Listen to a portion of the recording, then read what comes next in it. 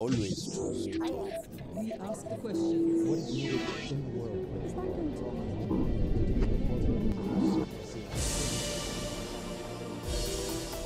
Laura Lungarotti, šefica misije Međunarodne organizacije za migracije u Bosni i Hercegovini, za Al Jazeeru govori o trenutnom stanju migranata u ovoj zemlji, saradnji sa lokalnim vlastima, novim trendovima u migraciji i mogućnostima unapređenja saradnje IOM-a sa institucijama u BiH. So Laura, hello and welcome to the Al Jazeera Balkans channel, and thank you so much for taking time to speak to us. Now, allow me to begin by asking you, how does the International Organization for Migration assess the current humanitarian situation of migrants and refugees in Bosnia and Herzegovina, considering the multifaceted challenges they face? Thank you for having me, first and foremost. The situation of migrants in Bosnia and Herzegovina can be characterized as stable in terms of accommodation capacities, meaning currently there are 2,600 migrants accommodated across Bosnia and Herzegovina in the 4 transit centers in the canton Sarajevo and Unasana canton.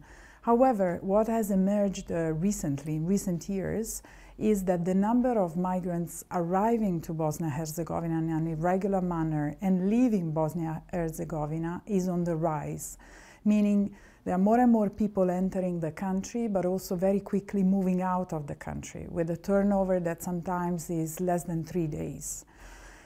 Which brings us to think that actually there are increasing network of traffickers and smugglers who are moving and orchestrating these movements. People don't stay long time. They are not stuck in search for options because their options have been organized by smugglers and traffickers. And this is very worrying because traffickers and smugglers are exploiting the vulnerabilities of people on the move. And obviously with that it goes exploitation, abuse, and all forms of possible violence. So this is the big, I would say, critical issue at the moment, smuggling and trafficking. Now, could you elaborate on your organization's strategies in addressing these pressing issues related to the protection and well-being of migrants within Bosnia? We know that they stay here for quite a short time, but within this short period of time that they spend in Bosnia. Mm-hmm. First and foremost, we are able to interview them as soon as they arrive, understand what are their immediate needs, what are their protection concerns, and then together with the Service of Foreigners Affairs and the state authorities of Bosnia-Herzegovina, we identify opportunities for them, which are opportunities for now related mostly to accommodation, protection, shelter. If they wish to seek asylum, there is a pathway for them. And then according to the different protection concerns of people, we have evaluated that there are 23% of people that we interview upon arrival that have serious protection concerns.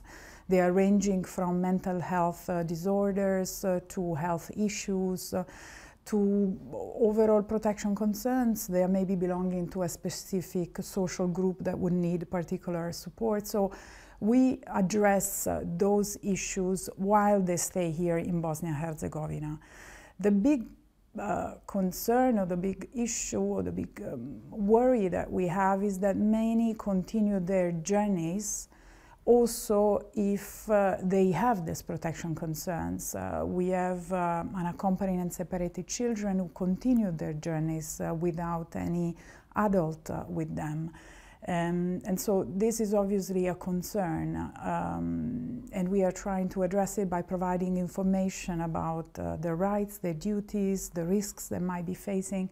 But oftentimes the prospects that the traffickers are offering are much more appealing than the opportunities for them to get assistance or to stay here. Right, but those that do decide to stay in Bosnia, what can be done sort of to integrate them into the local labor market? I mean, they do have the right to seek jobs, right? Well, it's important to make a distinction vis-a-vis the legal status. When a person enters irregularly, the options are limited. One option is to seek asylum if they are a refugee. If they are unaccompanied and separated child, they can have humanitarian protection. If they are a victim of trafficking, they have also humanitarian protection and they receive a special status. They cannot transform themselves into regular migrants if they have entered irregularly. Therefore, they cannot access jobs, they cannot access secondary or tertiary medical health assistance.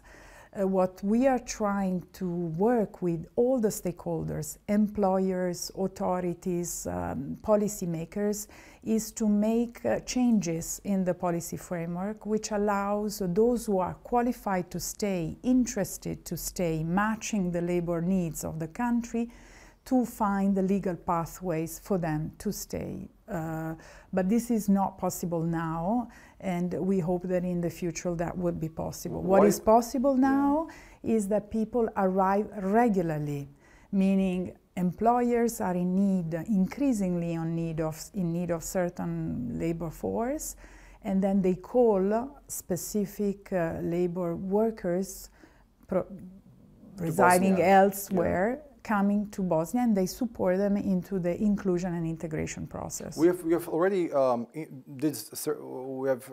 filmed certain stories about Turkish construction workers in Bosnia, Filipino workers, Nepalese workers. What is it exactly that attracts these labor workers into Bosnia, which is, as we know, a transit route for other migrants and refugees towards the EU? Of course. The big issue is that there is a demographic crisis in Bosnia and Herzegovina as well as in many other European countries. So in order for an economy to function, you need workers of various skills and talents. And when you don't find those workers here in your domestic workforce, you need to look elsewhere. So obviously they are responding to a need, and also the conditions offered to them while they apply for these job opportunities here are amenable to them. So for instance, we have many employers in the RS particularly who are employing Bangladeshi, Indian, Pakistani, successfully helping them to then be included into their host societies.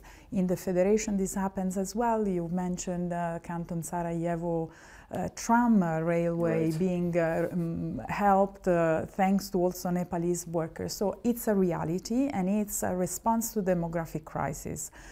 What needs to change is the procedures for them to get those jobs and for the employers to be competitive in getting the best workers, because now it's extremely difficult to import labor workers. There are so many challenges, obstacles. That was exactly my next question. So what can be done? What can the country do and what can the IOM do in facilitating and promoting the successful integration of these,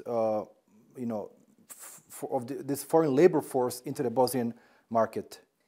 IOM, as well as other UN agencies, but particularly IOM having the mandate of migration, is a convener, is a facilitator. We are bringing together the actors, such as the employers, the workers, as well as the policymakers, the academia, to find a consensus, agreement and compromises, and to create through dialogue the conditions for workers to find a successful employment here in Bosnia and Herzegovina. So I give you an example. At the end of September, we created a national dialogue which was entitled Unleashing the Potential of Labor Migration to Bosnia and Herzegovina, where we had employers telling us their difficulties, their challenges in employing foreign workers.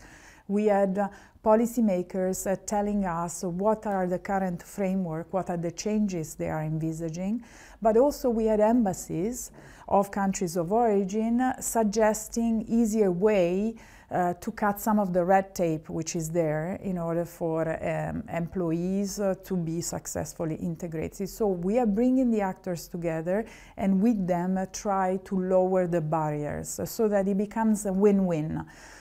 Another key issue that has to be considered is that for workers to successfully integrate into a working environment, they need to be supported with cultural orientation, with language support.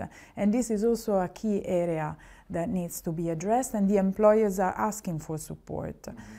And also making sure that their working conditions are on a par with international standards. So there are a number of conditions that need to be reunited, and we are here together working with all stakeholders in Bosnia and Herzegovina to reunite those conditions. Right. Now, Laura, allow me to go back very briefly to we talked about the Balkan route earlier. I mean, it's far from having dried out as a migrant and refugee route. Now, could you provide share with us insights into the specific vulnerabilities that migrants and refugees encounter or may encounter on their journey across Turkey, Greece, Hungary, Montenegro, Albania, and through Bosnia towards the EU? Exactly, and what can you, as the IOM, specifically do to mitigate these challenges that they face? So, first of all, those migrants who are coming to Bosnia are 90% entering Bosnia via Serbia and 10% via Montenegro. Their nationalities are changing. We see an evolution of trends, and now, for instance, we have an increasing number of Syrians who are coming, either directly from Turkey, having spent many years there, or straight from Syria. Some of the most common vulnerabilities we see are gender-based violence, unaccompanied and separated children, sometimes families who have decided to split each other throughout the migratory journey. So we have one piece of the family, maybe a father and a child, and the other piece has already made it to reach Western routes, Europe, different routes, different smugglers. So sometimes they are in search for the other members of their families. Many of them are often driven by economic vulnerability. They've stayed many years either in Turkey or elsewhere, and due to economic hardship, decides to continue their journeys up north. Some others have family members already in Europe that they are successfully refugee, and so they are hoping to reunify with them. We have also, of course, a lot of women traveling alone. There is not a huge percentage. The majority is still single males, I would say. But for the few women traveling alone, of course, there are always concerns of possible sexual exploitation and abuse across the journeys, possible survival sex in order to continue their journey up north. So there are a number of issues that we as IOM, as well as the rest of the UN and civil society actors involved, are trying to address. As I said, by first understanding their needs, address them while they are here in Bosnia-Herzegovina in the most tailored way, and then supporting them in making informed decisions for the future. Now, when we talk about, sorry. No, just to complement and say, oftentimes we find that the migrants with whom we speak, and I often speak with them when I go to the transit facilities, are very confused about the future, very confused about their choices. They often believe that following a friend who is successfully in a European country can be so easy. They can enter easily, find a job easily, find employment, find accommodation. They are confused, and so often our job is also trying to reconfirm what are their options, what are the legal pathways for them to stay here, how can they move legally instead of irregularly. So it's a lot about also supporting them in these important and difficult choices for their life. I am sometimes coming back from my visits in the transit facilities with a bit of a sense of despair when I hear people losing the most important years of their life waiting for a dream to happen. And they are missing job opportunities, they are missing education opportunities, and all of them, they are talented. And so it's a waste sometimes of human capital. So we are really pushed to try to do the best for these people and connect them with opportunities as much as we can, with choices. Now, Bosnia and Herzegovina is, of course, quite a fragmented, multi-layered country, and it lacks, a comprehensive approach in managing migration, providing support to these displaced populations. So I'm sure you and the IOM, as head of the IOM in Bosnia, have to engage with different local governments and different actors in different cantons. This must be quite challenging. I was wondering how you tackle these different issues. Yes, of course. We are dealing with the complexity of Bosnia-Herzegovina, institutionally speaking. So, first and foremost, on the issue of accommodation support, registration, and management of migration, we mostly work with the state authorities, so the Ministry of Security and all the state agencies that are responding to the Ministry of Security, so for the Service of Foreign Affairs, the Border Police, and others. But then in addition, as you rightly pointed out, when we go to the key social services, then we deal with the cantons. And so the various Ministry of Health or Social Affairs, and then we work with the Center for Social Welfare. So we interface very often with various actors. We support the ministry in coordinating those actors, and we also try to keep everyone informed. And most importantly, we try to work with the host communities, with those citizens of Bosnia-Herzegovina who are around the migrants, who are hosting the migrants, who see them every day in their streets, and try to work with them to give them also services and try to mitigate maybe what they feel has been the burden they have to bear by having migrants in their territory. So over the last few years, along with the response to migrants, we've also built increasing opportunities for local people, such as improved health services in the various cantons where we are active with migration response, or improving streets condition, increasing cleaning of sites around the transit facilities. We've restored a number of sports facilities around where migrants operate, and also we created a number of initiatives that connect migrants with the host communities in order to, again, mitigate this sense of the other, the sense that there is an otherness in this population, because eventually migrants are sharing the same dreams, the same aspirations, sometimes the same age of also people who are hosting them. All right. I mean, the IOM has had some interesting projects recently, including the Wearing It Together. I was wondering if you could elaborate on it a little bit. Yes, we have launched already in 2021 a sustainable fashion brand, which is called No Nation Fashion, which is made by migrants hosted in Bosnia-Herzegovina in the transit facilities and Bosnian designers. And so they are jointly producing fashion garments that can be then used by whoever is interested.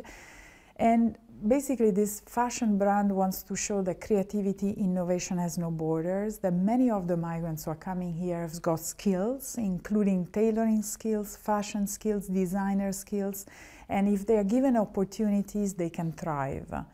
This fashion brand is sustainable by nature, and now the fashion industry is increasingly looking for sustainability, right. Green sustainability, inclusive, non-exploitative practices. So in a way, this fashion brand also provides a response to the fashion industry that wants to be increasingly sustainable. So we are also appealing to the fashion industry to look at this new innovative ways to tackle fashion. And these days we are opening an exhibition here in Sarajevo, which is called Wearing It Together, a journey of inclusion through fashion, which sublimates those fashion garments worn by migrants in the streets of Sarajevo. And they have been shot by a world-renowned photojournalist called Franco Paggetti, who was also the photographer of a Dolce & Gabbana campaign in 2016. So we kind of paired, if you wish, the Dolce & Gabbana campaign with models in the street of Naples, with the Sarajevo campaign with migrants in the streets of Sarajevo wearing fashion garments made by themselves and Bosnian designers. So we want to be daring. We want to use art to pass a different message about migration. We want to use fashion, creativity, innovation, the creative industry to talk about migration, because it's a global phenomenon, because it touches human lives, and so it has to be addressed also with a different narrative. Right, but then again, when we talk about migration, almost every country has some sort of backlash towards migrants, including Bosnia and Herzegovina. So in the face of increasing anti-immigrant sentiments in this country, in this region, what advocacy campaigns can the IOM undertake or has already undertaken to sort of promote a more empathetic or inclusive approach towards migrants? Of course, you mentioned these various projects, but should more work be done on the legal level or on the awareness raising level to inform the people on the status of these migrants and refugees in Bosnia? Mm-hmm. I mean, the backlashes are not only specific to Bosnia and Herzegovina. Right, we see this a bit spread all over the world, particularly in Europe. What IOM is increasingly doing is to show that migration is part of the solution, especially when I was referring to this issue of demographic gap. I mean, societies are losing their workforce. They need to count on new workforce that is matching the needs. And so migration in that sense represents a solution. The skills and talents of people from different horizons can represent a solution, a socio-economic solution. Mm-hmm. So that's also the mind shift we're trying to pass. Migration not just exclusively a security concern, but migration as a socio-economic solution or part of the solution. So we need to work more with the private sector, with the employers, with policymakers who understand this win-win approach to the topic of migration, and replace it in a different light, the light of a socio-economic phenomenon more than a security threat. Right. And finally, how would you balance the imperative of border management with the protection of human rights, especially in the context of border crossing of migrants along the Balkan route? We know that both are important, but some sort of balance needs to be struck between the two. Absolutely, and it's a very fine balance, because on one side, obviously, the state have the sovereign right to decide who should enter in their territory, also according to their security concerns and imperatives. However, they cannot compromise the human rights of those who are passing through those borders. So there is this thin, very critical line of balance in between the human rights of everyone, regardless of their status, and the sovereign right of states. And so we are there to monitor, we are there to encourage and guide states to make sure that this fine balance is always there. We are often also collecting testimonies, of course, of some of the migrants who are reporting various forms of violence happening across their routes, and so we are engaging dialogues with states to understand how those different situations could be avoided, could be prevented.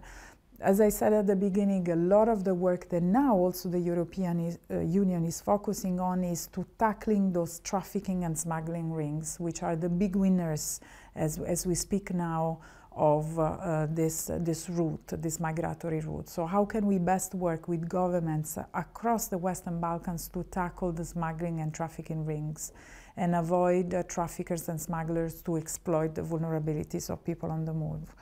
At the same time, as explained just before, increasing the legal, regular pathways for those who are matching a labor need. Right. These are the two big areas in which we are collectively working here in this region, but also more globally as IOM. Right. Laura, it was such a pleasure speaking to you. Thank you so much once again for your time. Thank you. Thank you for having me.